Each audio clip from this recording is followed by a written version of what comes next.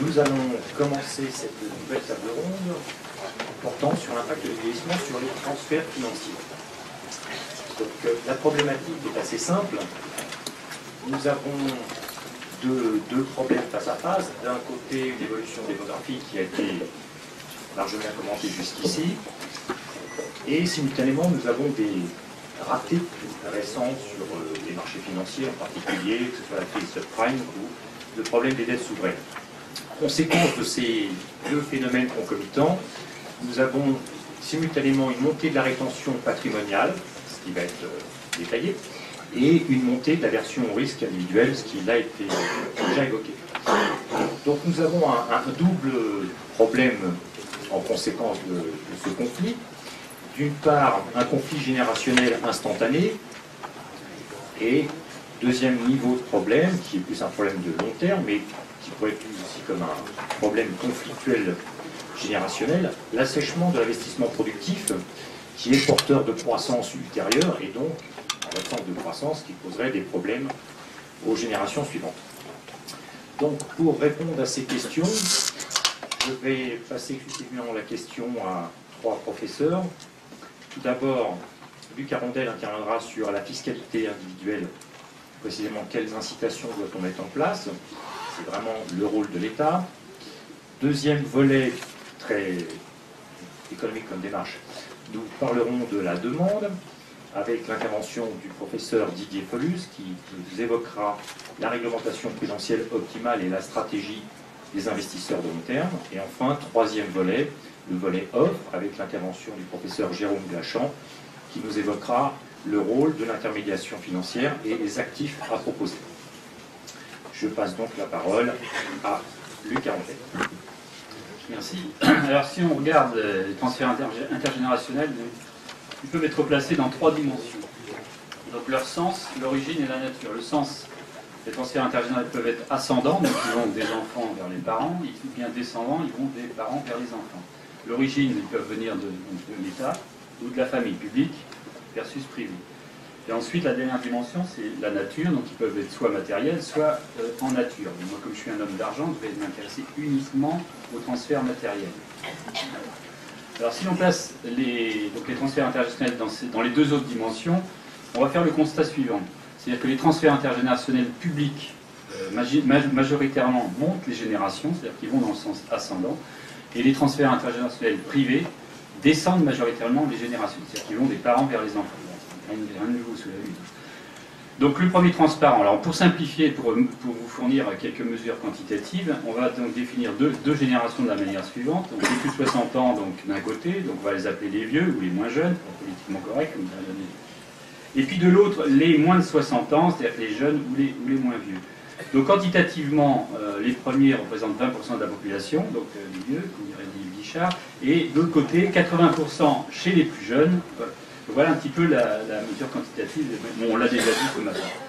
Alors si on regarde les transferts intergénérationnels publics, eh bien les premiers, c'est-à-dire les vieux, entre guillemets, reçoivent l'équivalent de 20 points de PIB de transfert intergénérationnel, et les seconds, les plus jeunes, les seconds 17 points de PIB. Le problème, je ne sais pas si c'en est un, mais les moins de 60 ans sont 4 fois moins nombreux.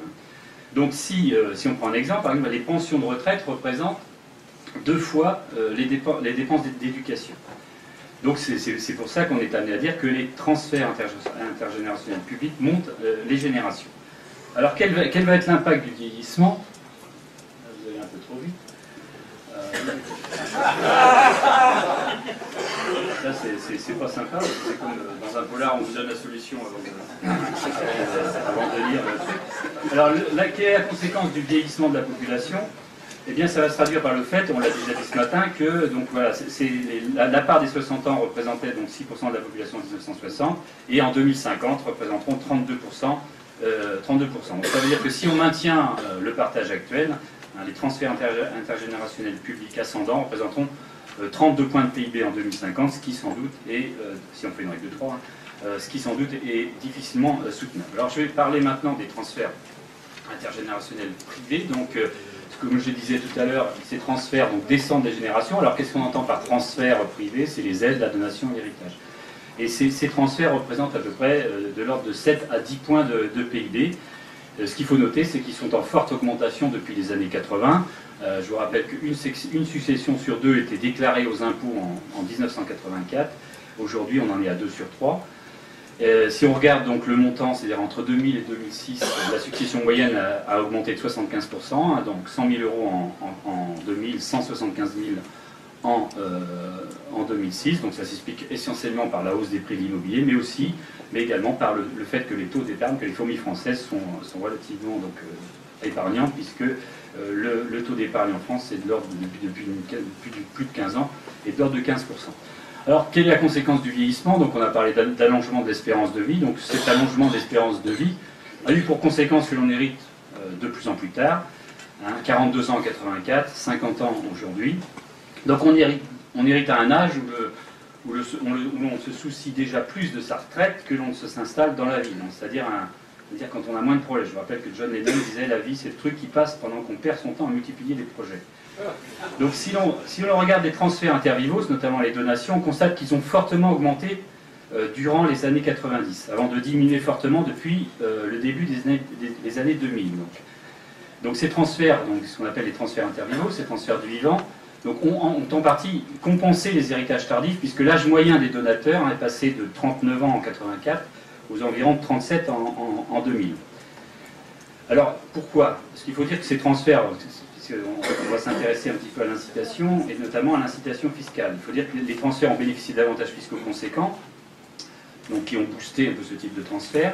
Il y avait une règle, donc en 1990, il y a une règle de 10 ans pour l'exonération des droits de succession sur les donations, donc il n'était plus rapporté à la succession. Il y a eu aussi un élargissement de certains droits en 1996 aux petits-enfants, concernant les donations toujours. Il y a eu une donation Sarkozy en 2004-2005.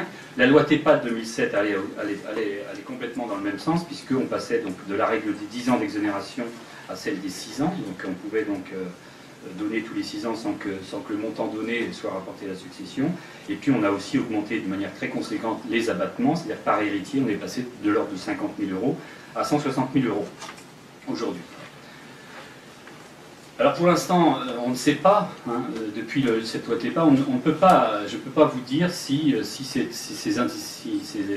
cette nouvelle fiscalité a permis d'accélérer la mobilité du patrimoine entre les générations, puisque de toute façon il y a un block-out des données statistiques des services fiscaux auxquels on n'a pas du tout accès pour l'instant. Alors la question c'est est-ce que pour réduire les inégalités... vous allez encore trop vite? Ah non, c'est bon. Est-ce que pour réduire les inégalités intergénérationnelles, il faut continuer à favoriser cette mobilité patrimoniale et comment peut-on faire, puisque donc, les effets de la fiscalité semblent s'essouffler. Je vous rappelle, depuis 2000, je vous ai dit que le nombre de donations était en train de diminuer. Alors la première question qu'on peut se poser, c'est est-ce que c'est économiquement envisageable? Alors, ça c'est donc l'objet de ce transparent, puisque si on regarde la distribution des patrimoines selon l'âge, donc là, c'est les patrimoines médians, donc je n'ai pas le temps pour vous donner un code de statistiques, mais c'est les patrimoines médians relatifs, et on s'aperçoit que ces patrimoines médians relatifs sont de 40 à 50% supérieurs pour la classe d'âge des 50 à 70 ans. Donc effectivement, le patrimoine, il est chez les plus âgés. Alors, est-ce correct politiquement? Donc là, finalement, depuis le temps que vous le voyez, vous passez. Donc oui, puisque ça correspond au programme du candidat Sarkozy en 2002, donc, je vous laisse lire ces deux affirmations qui sont un petit peu contradictoires, puisqu'on ne peut pas forcément laisser à l'individu faire ce qu'il veut au niveau de sa succession sans pouvoir l'inciter à donner plus rapidement. Troisième chose, est-ce que c'est efficace économiquement? Donc la question, c'est de savoir si ces transferts sont utiles à leurs bénéficiaires et qu'ils ne soient pas contre-productifs. Donc c'est ce qu'on appelle en économie l'effet Carnegie, qui dans la bouche de Warren Buffett s'exprime ainsi: une personne très riche doit laisser suffisamment à ses enfants pour qu'ils fassent ce qu'ils veulent, mais pas assez pour qu'ils ne fassent rien. Donc je vais donner deux exemples sur les données de l'INSEE. Donc je vais m'intéresser, donc on a déjà parlé de l'achat de sa résidence principale, donc je vais reprendre l'exemple de l'achat de la résidence principale et donc de l'influence des donations sur l'achat de la résidence principale, pour celles qui sont non héritées, et puis la création d'entreprises.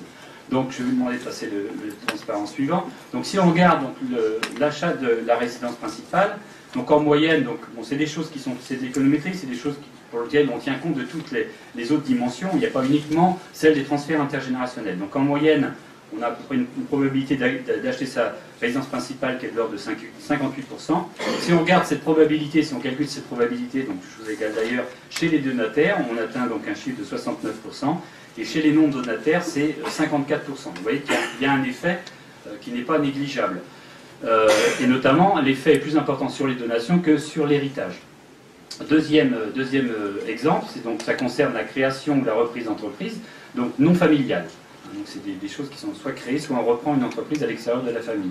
Donc en moyenne, donc la probabilité, bon, en tenant compte de toutes les caractéristiques des individus et des ménages, on arrive à 7% en moyenne. Et si on regarde donc chez les donataires, cette probabilité est de l'ordre de 9%, et chez les non-donataires est de l'ordre de 6,5%. Donc il faut quand même noter, alors c'est vrai que ça a un effet, donc qui n'est pas négligeable, il faut quand même noter que cet effet est moins fort que l'origine sociale. Hein, donc quand on est fils d'indépendant, évidemment on a plus de chances de créer ou de reprendre une entreprise, ou même le diplôme, où là aussi on a un effet plus important que les transferts intergénérationnels. Donc la proposition, c'est définie qu'on a fait avec dans une étude, dans les travaux qu'on a fait avec André Masson, c'est donc que pour réduire les inégalités intergénérationnelles, puisque donc, ça semble marcher, il faut taxer donc plus fortement les héritages pour inciter les parents à donner de leur vivant. Alors dans le contexte actuel, j'ai lu récemment qu'on est en train de vouloir revenir sur la fiscalité des successions, et on veut revenir en arrière, c'est-à-dire qu'on veut ramener donc l'abattement qu'on a amené à 60 000 €, on veut le ramener à 50 000 €. Donc la proposition que l'on fait, nous, c'est que eh bien, si on veut donc inciter à la mobilité du patrimoine, il faudrait mieux, donc on peut revenir sur l'abattement sur les héritages, mais il ne faudrait pas revenir sur l'abattement concernant les donations. Alors juste un petit bémol pour terminer, hein, il ne faut pas oublier que cette pratique de la donation intergénérationnelle, elle est quand même très peu diffusée. Il y a de l'ordre de peu près de 10 à 15% des gens qui font des transferts intergénérationnels par l'intermédiaire de donations, je ne parle pas des aides. Et donc ça se fait surtout chez les plus aisés. Donc effectivement, il y a des inégalités intergénérationnelles, mais il faut tenir compte aussi des autres inégalités qui sont intragénérationnelles. Voilà, j'ai terminé. Merci Luc. Je vais passer très rapidement la parole au professeur Felus.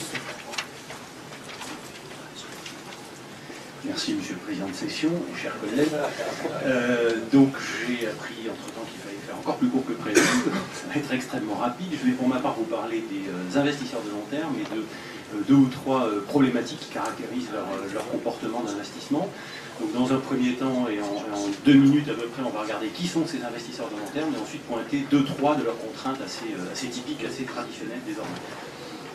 D'abord, qui sont ces investisseurs de long terme? Si on prend des données type celles qui sont ici, alors le tableau est un peu condensé, Banque Centrale Européenne publiée il y a très peu de temps, hein, portant sur des données au début de l'été 2011, on peut observer les avoirs d'un côté et puis les engagements des différents secteurs institutionnels, des différents agents économiques, les ménages, les entreprises, les secteurs financiers, on va dire l'État, les entités publiques et puis le reste du monde.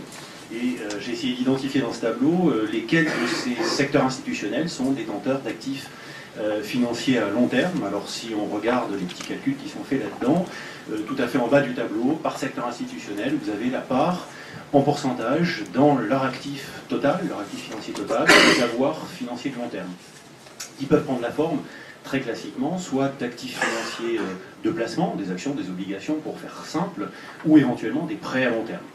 Alors si on regarde qui sont les détenteurs d'actifs financiers, actions, obligations à long terme, on va identifier clairement les ménages, les investisseurs institutionnels de type assureurs, fonds de pension, très clairement, qui sont en tête de cortège, et puis ensuite on a d'autres secteurs institutionnels qui viennent un petit peu derrière. Alors, Voilà, suivant. Alors on peut s'interroger pour savoir effectivement qu'est-ce qui serait opportun de mettre dans un portefeuille quand on a des horizons de placement qui sont extrêmement longs en soi, ce qui est typiquement le cas effectivement des ménages, des fonds de pension, des assureurs, notamment des assureurs vie. Et si on regarde le comportement des actifs financiers sur une durée très longue, ici vous avez 110 ans de données, on peut voir que, sur données américaines ici, mettre $1 en 1900 dans des actions, ça donne une valeur bien plus grande aujourd'hui. hein, ça va jusqu'à du 21 000 et quelques dollars, donc ça fait du 9,5% par an de rentabilité actuarielle, alors que si on a fait la même chose en 1900 dans des bons du Trésor américain, donc des obligations court terme émises par l'État américain, on a à peu près 3 dollars aujourd'hui, ce qui fait à peu près 1% par an. Donc vu comme ça, on a envie de dire il faut mettre son cash dans des actions quand on a un horizon de détention long. C'est peut-être pas tout à fait aussi simple, parce que quand on regarde quelques analyses qui sont faites également sur du long terme, ici sur une étude de Garnier-Tesma, on voit que quand on met son cash dans des actions, il y a des époques parfois longues, 10, 20, 30 ans, 40 ans, pendant lesquelles la performance n'est pas celle qu'on attend a priori, et donc on peut s'interroger pour savoir si un investisseur de long terme, que ce soit un ménage ou un institutionnel professionnel, est-ce que cette institution ou ce ménage peut attendre éventuellement 30 ans pour avoir ne serait-ce qu'une rentabilité positive sur son épargne. Ça pose évidemment une question que la théorie analyse depuis déjà un certain temps à travers toute une série de papiers de recherche et d'études.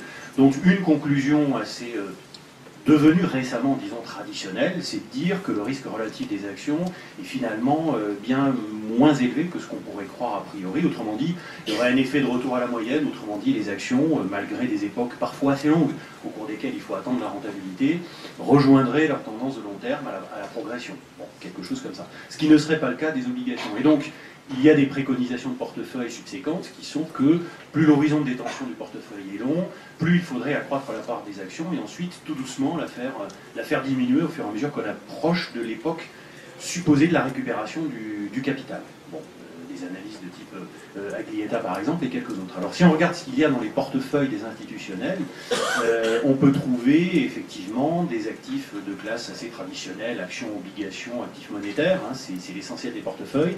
Et si on fait une petite comparaison très rapide entre les portefeuilles des fonds de pension d'un côté, c'est le graphique qui est à gauche, d'après une étude Mercer, et puis les assureurs, et notamment les assureurs vie, du côté droit dans le camembert, on trouve que la répartition n'est pas exactement la même. En gros, dans les fonds de pension, vous avez un actif qui est un peu plus largement investi en actions que celui des assureurs vie. Et on peut s'interroger sur qu'est-ce qui explique ce genre de choses, étant donné que finalement, les personnes qui mettent leur... donc je parle des clients de ces institutions qui mettent leur cash dans des institutions financières comme celle-là, ont à peu près le même objectif derrière la tête, que ce soit l'assurance vie en France ou un fonds de pension en Europe du Nord, finalement, c'est pas très très différent en termes d'objectifs pour le ménage qui confie son épargne. Alors l'idée, c'est d'essayer d'identifier un certain nombre de biais, la littérature le fait, alors on parle de biais domestiques, c'est pas mon sujet ici, mais ça peut être un sujet de débat. On parle de biais réglementaires, donc je vais en dire un mot très très rapidement en une minute, et puis il y a un biais, on va dire, plus récemment apparu, c'est la pénurie des actifs financiers dits sûrs, qui est également un problème. Alors sur la notion de biais prudentiel, juste un cas concret, un exemple ici, comme beaucoup de gens dans la salle doivent le savoir, il existe des normes prudentielles qui affectent les banques et les assureurs pour l'essentiel, peu ou pas tellement les fonds de pension. Et à titre d'exemple, si on fait un petit focus très rapide sur le fameux Solvabilité 2 qui va être mis en œuvre sur les comptes des assureurs à partir des publications qui sont datées du 31/12/2012, en principe, sauf changement d'ici là, on devrait avoir une quantité de fonds propres dans les comptes des assureurs à partir de cet horizon qui s'accroît très très fortement en fonction de la détention des actifs supposés être les plus rémunérateurs, ceux qui sont le plus dans le sens de l'intérêt social de l'épargne, j'accélère Monsieur le Président, et on aurait là une identité avérée a priori d'un biais prudentiel.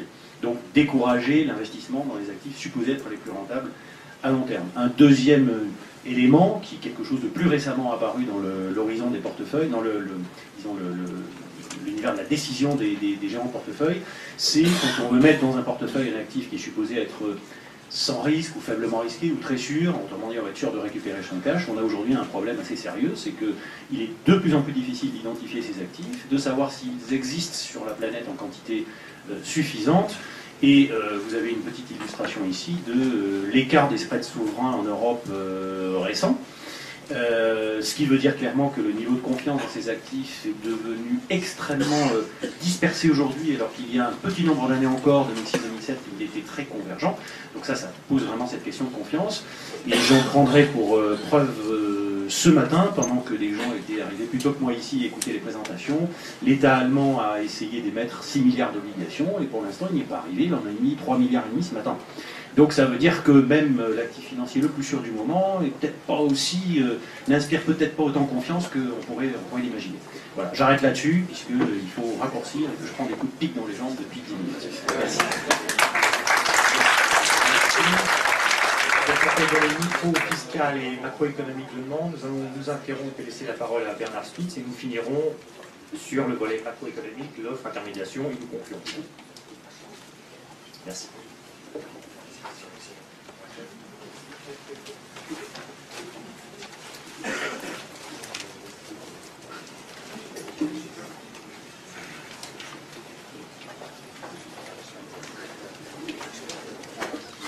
Bonjour à tous. Écoutez, c'est très dangereux de prendre la parole à 1h moins 3, ou surtout quand on est à quelques mètres de la cafétéria, et donc quelques remarques brèves.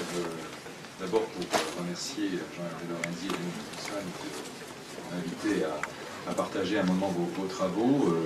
Je crois qu'il y a peu de sujets aussi importants que les questions de démographie, parce qu'elles conditionnent sur le long terme les structures, les grands choix de société, et que par ailleurs, elles ont l'inconvénient d'entretenir avec le monde politique des problèmes difficiles. Pourquoi? Parce que ce sont des horizons de long terme et qui amènent à des décisions parfois qui peuvent sembler difficiles ou impopulaires, et dont les effets positifs se verront 10 ans, 15 ans ou 20 ans plus tard. Évidemment, il y a assez peu de candidats, quels que soient les partis, à prendre des mesures impopulaires aujourd'hui pour des mesures qui bénéficieront à leurs successeurs 20 ans plus tard. Alors ceci explique pourquoi les transitions démographiques sont souvent accompagnées de choix économiques qui sont assez orthogonaux à leur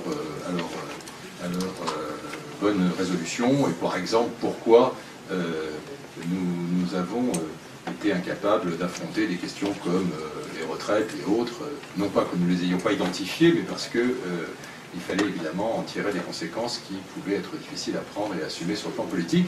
Alors c'est vrai dans tous les pays, mais il se trouve qu'en France on a une propension plutôt plus forte que d'habitude.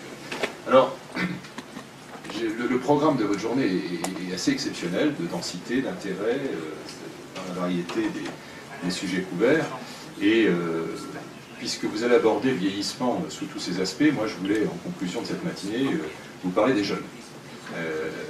Parce qu'en fait, au fond, derrière les transitions démographiques, la question qui se pose, c'est la question de la transition générationnelle. Comment, dans le long terme d'une société, passe-t-on le relais, et comment optimise-t-on la séquence économique, sachant que les jeunes d'aujourd'hui, évidemment, sont les seniors de demain, et nous sommes tous là pour en témoigner. Le vieillissement, nous n'avons pas bien su gérer l'économie de l'endettement, et maintenant nous allons devoir gérer un truc tout à fait nouveau que nous n'avons jamais fait, qui s'appelle l'économie du désendettement, et qui est quelque chose d'assez violent, d'assez difficile, et pour lequel personne n'a voté, accessoirement, mais qui est en train de s'imposer partout. Alors, je n'aurai pas le temps de développer sur ce thème, mais il en va de même du vieillissement. Est-ce que nous avons su gérer le vieillissement? Je ne crois pas. Il est quand même temps de voir que c'est ça l'enjeu non seulement de la cohésion de notre système, notre contrat social, mais aussi d'une croissance économique assurée. La jeunesse d'aujourd'hui, vous savez qu'on parle souvent de génération dorée pour parler de la génération assez présente dans cette salle, qui a profité des 30 Glorieuses et qui ensuite a bénéficié du plus haut niveau de protection atteint dans ce pays ever.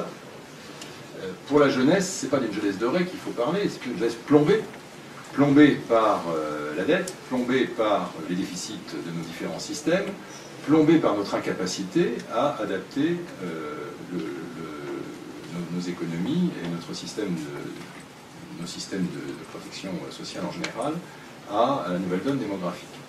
Donc, Ce qui fait qu'aujourd'hui, je pense que vous avez eu l'occasion, et vous aurez encore l'occasion cet après-midi de le voir, les transferts de patrimoine se sont faits au profit des seniors, et les seniors ont bénéficié très largement de cette situation. Et vous le savez tous, les chiffres d'extrême pauvreté montrent qu'on a eu une inversion complète depuis les années 70. Avant, il y avait le phénomène de la pauvreté, et de la grande pauvreté était un phénomène de seniors, de personnes âgées. Aujourd'hui, c'est un phénomène qui frappe la jeunesse. Et d'ailleurs, il suffit de voir la tête des SDF dans le métro, vous verrez, ils ont toujours 10 ans de moins que la tête qu'ils ont l'air d'avoir. C'est un phénomène extrêmement grave, évidemment amplifié dans le contexte actuel par des phénomènes du chômage. Bon, nous avons en France un talent particulier pour marginaliser notre jeunesse en faisant sortir une proportion défiant toute concurrence de non qualifiés, ce qui dans le monde actuel équivaut à un suicide. Nous avons fait des jeunes depuis 30 ans une variable d'adaptation dans tous les domaines, et ils en sont conscients, ce qui fait qu'aujourd'hui il y a un phénomène de bipolarisation qui se produit. Il y a les jeunes très qualifiés, ceux qui en général ont des parents qui leur ont permis d'aller faire des séjours à l'étranger, parce que c'est pas sur l'éducation nationale qu'il faut compter pour l'apprentissage de l'anglais. On a les plus mauvais classements de Piazza de l'Europe du monde occidental. Mais ces jeunes, on a une frange minoritaire de jeunes ultra qualifiés, ultra compétents, ultra mondialisés, ultra globalisés, et qui se demandent vraiment pourquoi ils resteraient dans ce pays si c'est pour être surtaxés et devoir payer l'autre. Et puis on a une frange très considérable de jeunes qui ne sont pas qualifiés, et qui sont le drame social de demain. C'est une des façons que nous avons eues de gérer le problème en le passant par-dessus. Et donc, c'est un point absolument crucial pour la société française, et c'est ce que je veux dire quand je parle de tirer les conséquences du vieillissement et d'en anticiper les règles. Donc je parlais tout à l'heure des retraites, le livre blanc des retraites de Michel Rocard, peut-être qu'il y en a d'autres, j'avais eu en son temps le privilège d'être l'un de ses modestes contributeurs de l'époque, mais enfin nous savions tous identifier les choses. Il y avait Jean-Michel Charpin qui était présent ce matin, qui a joué aussi un rôle considérable pour expliciter et faire la pédagogie des choses. Je ne parlerai pas des rapports qui ont été construits intellectuellement pour essayer d'expliquer que tout allait très bien et que ça pouvait attendre encore une petite vingtaine d'années de Madame la Marquise. J'espère que ceux-là auront la honte sur leur front, mais en attendant, on n'a pas réglé le problème, et aujourd'hui, on a affaire face. Vous remarquerez qu'on a un peu le même type de système avec la dépendance, où le principe de l'évitement est quand même le principe qui est le plus appliqué. Et le coût de ce manque de maîtrise du vieillissement, on le mesure tous les jours dans les comptes publics, à un moment où, comme par hasard, les comptes publics deviennent l'enjeu central de la politique et des choix nationaux. Et nous le voyons dans nos déficits en matière de vieillissement, et nous le voyons dans nos déficits en matière même de branche maladie. Et tout ça est absolument un gâchis, parce que cette incapacité à gérer cette maîtrise du vieillissement est en même temps crée un phénomène d'exclusion qui nous prive, qui n'a que des aspects négatifs. C'est pas du win-win, c'est du lose-lose-lose. Nous avons moins d'actifs seniors qui viennent, c'est autant d'argent en moins de fiscalité qui viendrait abonder le secteur. En revanche, on a développé des politiques malthusiennes assez absurdes, consistant à faire partir les vieux pour soi-disant faire entrer les jeunes, mais dans les conditions que je viens de dire, évidemment, ça n'a pas marché. Et le vieillissement de la population française a des impacts tout à fait macro.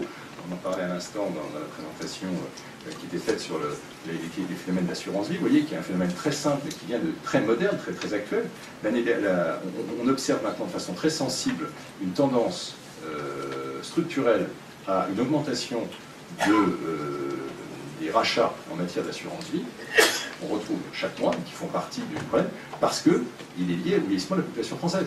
Plus de retraités, c'est moins et moins d'actifs, c'est du coup autant de cotisations en moins pour les gens qui constituent leur épargne et les gens qui viennent en retirer un peu parce qu'avec la crise, etc., qui viennent augmenter leurs revenus, qui viennent prendre une partie sur l'épargne. Et ça, c'est quelque chose, c'est un phénomène qu'on va voir de façon croissante parce qu'il est lié à... Et du coup, ce phénomène, évidemment, n'est pas sain du point de vue du financement à long terme de notre économie. Le sujet dans lequel cette maison qui nous accueille aujourd'hui, la la Caisse des dépôts est particulièrement vigilante parce qu'elle nous prive d'une épargne à long terme qui aujourd'hui est celle essentiellement assurée par l'assurance vie, parce qu'effectivement, elle n'a pas de pension, etc. Et donc qui fait qu'on a un phénomène de prive l'économie, d'une forme d'oxygène qui générerait de l'investissement, de la croissance, donc des emplois, et donc qui participerait de cet effort de redynamiser l'économie dans un pacte intergénération. Alors, qu'est-ce qu'on peut espérer pour mettre fin à cette spirale? Il y a plusieurs axes à imaginer, je ne vais pas les développer à cette heure-ci et aujourd'hui, mais je pense qu'il y a à la fois deux axes essentiels. Le premier, c'est d'exploiter le vieillissement pour en faire une opportunité de croissance, et donc de soutenir l'activité des salariés seniors. Ce matin, quelqu'un disait que si le taux d'emploi des 50-65 ans était le même en France qu'en Allemagne, il y a 1,3 million de personnes en plus qui créeraient de la richesse. Un chiffre qui est extrêmement parlant. Ça suppose aussi de changer un certain nombre d'éléments dans les mentalités et de mobiliser les entreprises à cet effet. Il y a toujours dans cette idée de faire une opportunité de croissance de la seniorisation de la société française, le fait de développer tous les marchés qui sont liés aux seniors, en particulier des marchés qui ont une forte part d'innovation technologique et de modernité. Je pense notamment à tout ce qui développe les services mobiles, que ce soit dans le domaine de la santé ou ailleurs. Il y a des expérimentations, plus que des expérimentations, il y a des marchés qui ont démarré au Canada, aux États-Unis, qui sont extrêmement intéressants en la matière et qui sont créateurs de richesses. Et puis, il y a des actions de politique économique, au sens macro du terme, qui doivent avoir pour effet de compenser les effets attendus du vieillissement pour créer plus d'équité intergénérationnelle. Et là, on entre dans tout ce qui concerne la politique d'épargne et d'investissement, qui doit favoriser le long terme et qui doit permettre donc de re-rentrer dans ce cycle, dans ce cercle vertueux et pas dans le cercle vicieux qui est celui d'une vision à la fois restreinte, qui au lieu de viser la croissance, a une dimension malthusienne où il s'agit de considérer que l'emploi est quelque chose et la croissance est quelque chose qui doit se partager entre le plus petit nombre d'élus.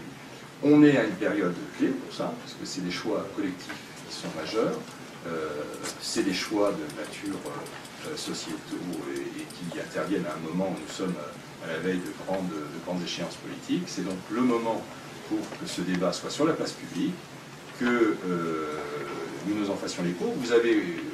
Nous avons, avec la crise de l'Europe, avec la crise de la dette souveraine, avec le débat sur la fiscalité qui s'est lancé, c'est quand même la première fois qu'une campagne présidentielle est amorcée avec un grand débat sur la fiscalité. Donc, je veux dire, ces sujets-là sont au cœur du débat public. Ça, c'est une chance, parce que c'est la chance d'échanger là-dessus et de faire en sorte que le gouvernement, quel qu'il soit élu à la fin de cette séquence, puisse avoir à la fois réfléchi à la question et s'appuyer sur une légitimité pour faire prendre à la France les changements, les virages qu'elle a jusqu'à présent hésité à prendre, parce qu'elle a été tétanisée, parce qu'encore une fois, les hommes politiques n'avaient pas le sentiment d'avoir à la fois la réflexion et la légitimité nécessaire. Il faut que ça cesse, il faut que les choix soient faits, et ces choix, ils doivent être faits dans le sens de cette maîtrise d'une société qui vieillit pour de... Et ce qui n'est pas une mauvaise chose en soi, loin de là, c'est une société, je ne reviens pas sur tous les éléments qui sont les éléments positifs de ça, il faut tirer parti de ça, positiver ça, et le faire dans le cadre d'une équité intergénérationnelle, et qui redonne un espoir et une solidarité entre la jeunesse et les seniors de ce pays. Voilà. Je vous souhaite un bon appétit, pardon d'avoir donc retardé d'une seconde.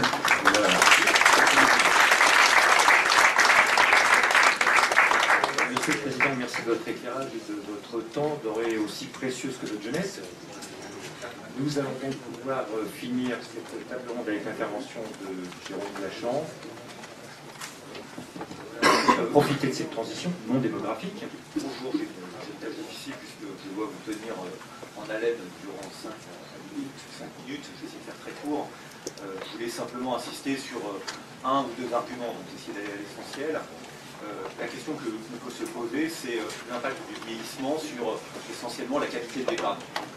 La qualité de l'épargne, elle dépend d'abord des motifs de l'épargne, des épargnants vieillissants, puis elle dépend ensuite de la qualité du système financier ou de sa capacité à transformer éventuellement cette qualité d'épargne. Donc c'est de ça dont je veux vous entretenir dans des économies qui sont évidemment des économies vieillissantes. Alors, ce qui me semble important à dire d'abord en termes de vieillissement, c'est expliquer que ce qui m'intéresse davantage, c'est plutôt la question du vieillissement individuel. On peut qualifier comme étant un allongement de l'horizon individuel, plutôt que la dimension collective, où on voit bien que c'est un phénomène qui est un phénomène en partie transitoire. Il y a ce boom, ce baby boom qui se transforme en baby boom. Je voudrais laisser de côté ce phénomène-là pour me concentrer plutôt sur la question du comportement de l'individu face à un horizon de vie qui est plus long. A priori, on peut penser que d'abord, parce que l'horizon de vie est plus long, le motif d'épargne pour cycle de vie est plus puissant. Donc, quelque part, on a un renforcement de ce motif. C'est peut-être quelque chose qu'on peut discuter. Ça concerne plutôt la quantité d'épargne que sa qualité. En termes de qualité de l'épargne, il y a certainement un effet ambigu qui a été longtemps discuté dans la littérature sur les conséquences de l'horizon de l'investisseur, de l'épargnant en l'occurrence, sur le partage entre actifs risqués et non risqués. Et évidemment, il y a peut-être une idée un peu fausse qui circule, qui est l'idée que plus on a de temps devant soi, plus on est enclin à prendre des risques dans ses investissements. Et Wilson a montré que ceci était peut-être un peu fallacieux et qu'il fallait faire attention à ce type d'affirmation. C'est pas parce que l'horizon s'allonge que mécaniquement les gens sont enclins à prendre plus de risques parce qu'ils peuvent se refaire ensuite. Je vous invite à regarder ce que dit Samuelson à ce sujet, c'est intéressant. Deuxième aspect, donc ça c'est déjà une première. Deuxième aspect, le vieillissement individuel, il génère des nouveaux risques, des nouvelles formes de risques. Donc d'abord, ça concerne un point important, évidemment, la question de l'état-providence et de la soutenabilité de ses engagements. Donc, les choses sont plus compliquées pour l'épargnant, qui perçoit mal ce qui va se passer. Ensuite, le risque de fin de vie, qui existait auparavant, le risque de longévité peut être plus important aussi, de dépendance, de qualité de la vie en fin de vie, etc. Donc on a des nouveaux risques qui apparaissent. Ce qui me semble également important à dire, et ça c'est un phénomène qu'on voit apparaître, c'est que la théorie du cycle de vie, tendance Modigliani Bromberg des années 50, est certainement dépassée. Les possibilités d'investissement individuel sont élargies par le vieillissement. Notamment, on voit apparaître l'idée d'un capital santé. Les gens investissent pour allonger leur durée de vie. Donc, on a des phénomènes là qui sont nouveaux, qui n'étaient pas, dont on n'avait peut-être pas compte dans le modèle original, mais qui motivent nécessairement la demande, notamment en produits de santé et puis en confort, etc. Il y a une prise en compte de la valeur de la vie. On peut avoir le même type de raisonnement sur la question du capital formation compétences. Tout ça pour dire que la question de l'épargne financière, elle est dans un cadre aujourd'hui qui est un cadre certainement élargi parce qu'il y a d'autres possibilités d'investissement qui sont des possibilités d'investissement intangibles, capital intangible, et qu'on maîtrise peut-être pas très bien. Donc il faut tenir compte de ces mutations pour réfléchir effectivement aux conséquences du vieillissement sur cette épargne. En ce qui concerne la littérature empirique, puisque c'est un aspect qui évidemment intéresse beaucoup d'économistes, il y a beaucoup de travaux économétriques, difficile en fait d'avoir des conclusions qui sont tranchées sur l'impact du vieillissement quant à la qualité et la quantité de l'épargne. En fait, la difficulté, elle provient simplement d'un problème simple qui est qu'on a un effet de composition, à savoir effectivement des générations vieillissantes qui sont de plus en plus nombreuses, et puis on a des effets individuels. Et évidemment, il est très très difficile de séparer les deux à la fois, donc d'où une difficulté à tirer des conclusions robustes de cette littérature empirique. Moi, je voudrais mettre en avant, moi ce qui me semble, c'est que le vieillissement va induire une demande de sécurisation croissante dans l'épargne de cycle de vie. Et donc, les épargnants vieillissants vont chercher de plus en plus, via leur stratégie financière, en fait, à se constituer une réserve de valeur, plutôt que quelque chose que l'on essaie de construire pour un motif de rendement ou de le faire croître. Donc, il y a ce motif un peu de réserve de valeur qui me semble très important, et il me semble d'autant plus important parce qu'effectivement, il y a cette incertitude assez radicale sur le devenir de l'État-providence, et parce qu'il y a des comportements de précaution qu'on voit apparaître face aux risques individuels qui concernent les autres composantes de l'actif des ménages, composantes intangibles. Donc tout ça, ça a des conséquences sur les structures des portefeuilles de cycle de vie, ça a des conséquences qui sont que on va plutôt investir dans des produits qui sont des obligations plutôt que des actions, contrairement à ce que j'ai dit sur les transparents. On va plutôt chercher des sorties en capital que de la rente hypothèque. C'est tout ça, cette sécurisation. Donc la question qu'on doit avoir ensuite, c'est que si on croit à cette idée, l'idée que effectivement ces épargnants vieillissants sont tous à la recherche d'une réserve de valeur, d'investissement, il y a un problème de compatibilité entre tous les besoins dont on a parlé d'une société vieillissante, les fonds des entreprises, des infrastructures publiques, le venture capital, tout cet investissement risqué, et puis en fait la nature de cette épargne qui est en recherche de sécurisation plus que de risque à prendre. Donc, la question ensuite de l'intermédiation financière, c'est de savoir comment on peut adosser un actif qui doit être risqué, parce qu'effectivement, investir à long terme, c'est prendre des risques, hein, une société en mutation, à un passif qui, en partie, refuse de l'être. Et ça, c'est la question des investisseurs de long terme, avec trois catégories. Et ces trois catégories, bon, je vais essayer de regrouper ça, assurance vie, fonds de pension, fonds de réserve. Hein, si on regarde un peu les choses, la question est de savoir si ces intermédiaires financiers sont en capacité d'amortir, en quelque sorte, la soif des épargnants pour ces actifs sécurisés, ou au contraire, est-ce qu'elle fait des choses, est-ce qu'elle peut modifier la qualité de cette épargne? On peut essayer de catégoriser les différentes formes d'épargne et d'intermédiation. Si on parle de l'épargne de retraite individuelle, évidemment, c'est quelque chose qui, par nature, ne cherche pas forcément à amortir. Au contraire, on a un strict adossement de l'actif au passif et on a peu de mutualisation des risques. De ce point de vue-là, on peut effectivement être inquiet, enfin pas inquiet, mais se poser des questions sur le développement de ce type de produits. Bon, on sait qu'en France, c'est assez peu développé, mais là, on a un vrai problème, c'est-à-dire que l'intermédiation financière ne remplit plus son rôle. À un niveau un peu plus élevé de transformation, on a l'assurance vie, on a un adossement de l'actif au passif, un adossement qui est contraint. On a une garantie d'engagement, mais on sait bien, on en a discuté, qu'on a des régulations prudentielles qui se mettent entre les deux. Donc on a aussi une possibilité de transformation qui est de plus en plus limitée, notamment par ces régulations prudentielles, et qui fait que massivement, on peut penser que la stratégie d'investissement des compagnies d'assurance vie, qui est déjà très tournée vers les obligations, cette stratégie va se renforcer. Alors on voit bien là aussi qu'on a une difficulté, c'est que quelque part, on n'a pas de transformation de la qualité des épargnes. Dernier point, une espèce en voie de disparition, les fonds de pension defined benefits à l'ancienne mode peut éventuellement parvenir à faire cette fameuse transformation. Comment il réussit à le faire? En restreignant les sorties, hein, d'accord, en ayant un passif. Le passif, c'est l'engagement que vous avez par rapport à vos ayants droit qui était relativement stable de ce point de vue-là, pas de possibilité de sortie, contrairement à l'assurance vie. Un passif aussi qui était plus adossé à des fluctuations économiques, des indexations sur les salaires, des choses de ce type, et donc une stratégie d'investissement plus tournée vers les actions. On voit bien que, effectivement, cette forme d'intermédiation financière est en régression, ce que l'on peut regretter, parce que c'est précisément ce type d'intermédiation qui permet d'échapper à ce que je vous explique précédemment, c'est-à-dire cette tendance des épargnants à rechercher la sécurité. Donc au total, on peut effectivement être relativement inquiet sur la capacité aujourd'hui de l'intermédiation financière à amortir ce dont je parle et à transformer l'épargne. Alors je terminerai peut-être de manière sur quelques pistes, c'est toujours peut-être un peu risqué. Hein. Alors je vais essayer d'en mettre, vous pouvez essayer d'en trouver d'autres. Moi il me semble qu'effectivement si on cherche à réfléchir à ces problèmes, il faut réfléchir en termes de choix de portefeuille élargi du ménage, c'est-à-dire bien comprendre qu'il y a l'épargne financière, mais il y a aussi d'autres formes d'accumulation, d'autres formes de stratégie d'investissement pour l'épargne, pour le ménage.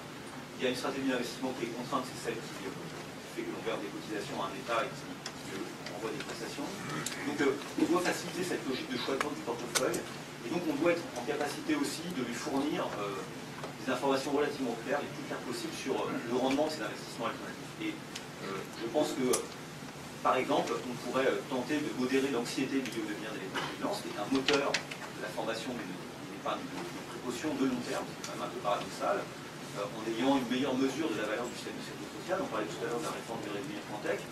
Bon, être en capacité d'avoir une logique aussi d'actif et de passif et de mesure de la valeur du système de sécurité sociale, comme le temps de le faire certains économistes aux États-Unis, je pense en général aux États-Unis, on essaie de mesurer la véritable valeur de la richesse de sécurité sociale possédée par chacun des individus, à la fois dans une dimension collective mais aussi individuelle. C'est quelque chose qui est intéressant parce que ça permet d'éclairer en quelque sorte les choix d'investissement. Ça permet aussi de bien comprendre la distinction qu'il y a entre répartition et capitalisation et le rendement auquel l'individu est exposé. Tout à l'heure, encore une fois, dans la réforme du régime français, on voit bien qu'on a une heure interne à côté, on a des cotisations, on a un mix entre répartition et capitalisation. C'est un système qui est intéressant. Deuxième point, développer des systèmes d'épargne collective, favorisant le partage de l'organisation internationale des risques.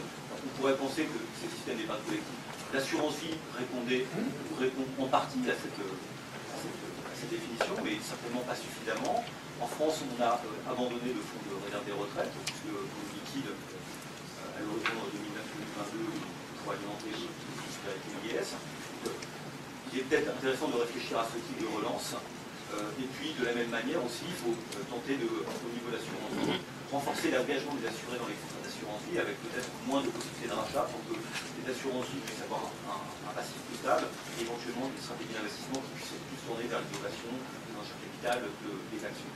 Enfin, dernier point, il y a aussi une question qu'on doit avoir en termes d'ingénierie financière, c'est-à-dire que parce qu'on est en capacité de proposer des produits financiers qui soient plus sécurisés aux investisseurs, c'est défendre l'intégrité financière. Est-ce qu'on peut inventer des systèmes de cautionnement public, donc partage public-privé, avec effectivement une partie du risque qui est prise en charge par le marché et l'autre qui est prise en charge par l'État, c'est-à-dire par le contribuable, il faut bien le dire. Et là, je vous invite à relire les articles de Haro Elite sur ce sujet, parce que c'est un point qui est vraiment important pour repenser le partage des risques et justement amortir ce système.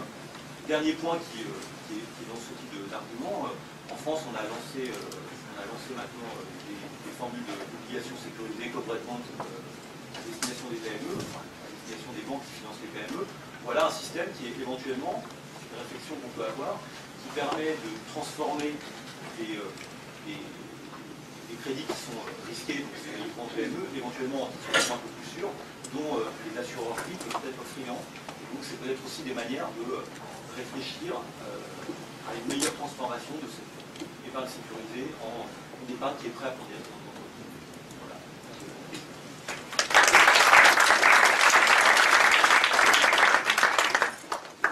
Bien, merci de votre intervention. Donc pour finir, pour conclure de façon très ramassée, les quelques enseignements opérationnels lourds de cette session sont les suivants.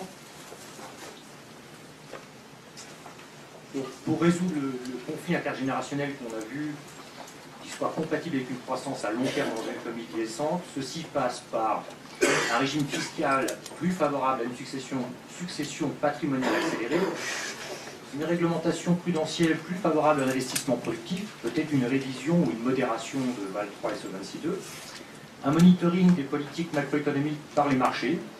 Si les agences de notation sont à recadrer, de là les supprimer, c'est peut-être probablement très excessif.